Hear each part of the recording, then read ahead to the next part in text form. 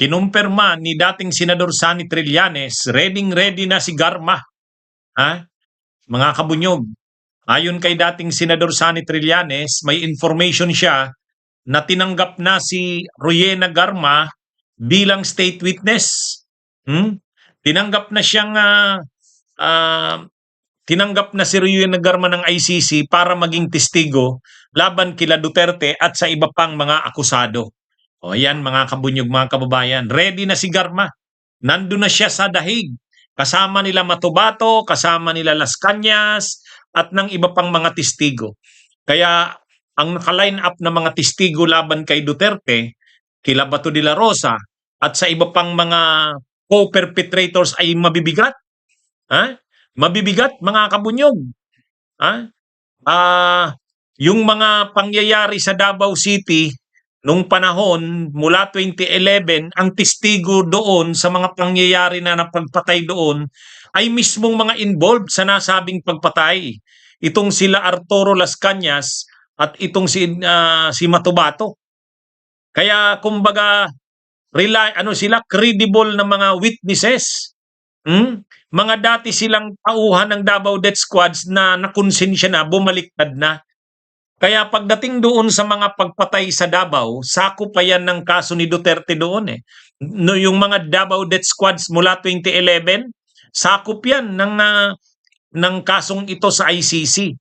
Tapos nung panahon naman na presidente na si Duterte, ayan, ang testigo na itong sila Garma. At itong si Garma, batay sa napanood natin ng testimonya niya doon sa pagdinig ng Quadcom, talagang dinitalye niya yung pinatawag siya ni Duterte, binuo ni Duterte yung grupo nila Leonardo, sila Leonardo, yung kasamahan ni Garma. Ano yon? At saka ang testimonya ni Garma ay nagdidiin kay Bato de la Rosa, ay kay Bongo.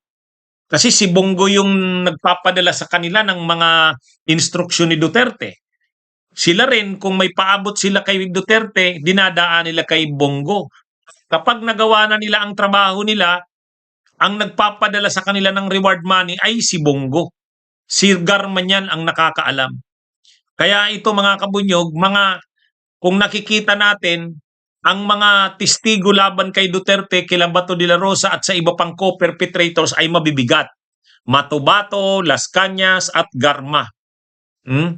Kaya ito mga kabunyog, mga kababayan, sabi ni dating Senador Sonny Trillanes, ready na si Garma. Si Garma sana kasama rin sa kakasuhan. Kasama rin sa kakasuhan kasi sangkot din siya doon sa mga pagpatay. Kasama siya nila Leonardo. Kaya lang, dahil ngayon ay magko-cooperate na siya, kumbaga magiging na siyang testigo sa ICC. Kaya dahil testigo na siya, idadrop na siya doon sa kakasuhan. Hindi na siya kasama sa kakasuhan dahil magko-cooperate na siya. Kumbaga state witness na itong si Garma. Matatandaan natin na si Garma ay na-deny ang kanyang political asylum sa Amerika, sa US. Kaya pinabalik siya sa Pilipinas. Hinatid pa siya ng mga authorities ng US. Pagdating sa airport, sa immigration, tinurn over siya ng US authorities sa immigration ng Pilipinas. At pagdating niya sa Pilipinas, kaagad-agad, kinausap siya ni dating Senador Sonny Trillanes, pinayagan naman siya pinayagan silang mag-usap at nakumbinsi si Garma na magtestigo laban kay Duterte. Kaya sumunod na araw, nagbiyahe kaagad si Garma papuntang Malaysia. Pagdating na ng Malaysia, nag-meet siya doon at saka yung mga officials ng ICC. At mula sa Malaysia, sinundo na siya, dinala na siya sa dahig sa Netherlands. Kaya secured na ito doon si Garma. Secured na siya katulad nila Matubato at Las Cañas. Naghihintay na lang talaga na magsimula ang trial. Magsimula ang trial. Pag nagsimula na ang trial, yan, maano na natin, isasalang na sa witness stand itong mga sila Garma, Las Cañas, Matubato. Actually nga, may announcement ang ICC na nag-hire sila, kumukuha sila ng mga interpreters. Yung mga magta-translate ng English to Bisaya, no? Tagalog. Kaya ano ito eh, ito na kasi yung mga, siyempre sila Matubato yata, baka mahirapan sa Tagalog. Sila Las Cañas, mas Bisaya yun.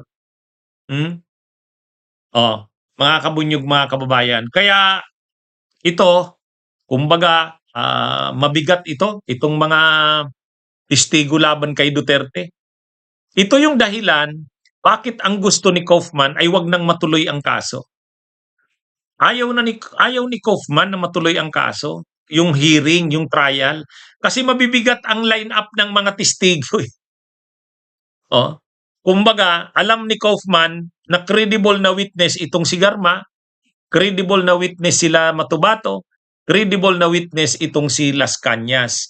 Kaya kung lalaban sila sa merito ng kaso, matatalo si Duterte. Kaya ang ginagawa ni Kaufman, ano na lang, kung ano-ano na lang ng mga delaying tactics. Dinidelay na lang ng dinidelay. Pero kasi alam ni Kaufman, pag lumaban sila ng ebidensya sa ebidensya, testigo sa testigo, talo sila. Kasi may mga credible ang witnesses ng prosecution. Mula pa nung panahon ng Davao Death Squad, si Matubato at Las Cañas yun.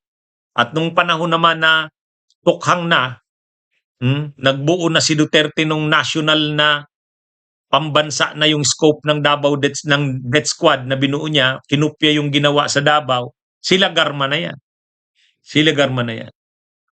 Okay? Bunyog, halikan na kasama ka. Bunyog, kapag buklod ay may pag-asa. Luzon, Visayas, Mindanao, isa ang pananaw. Sa bagong Pilipinas ang bunyog isisigaw. Bunyog.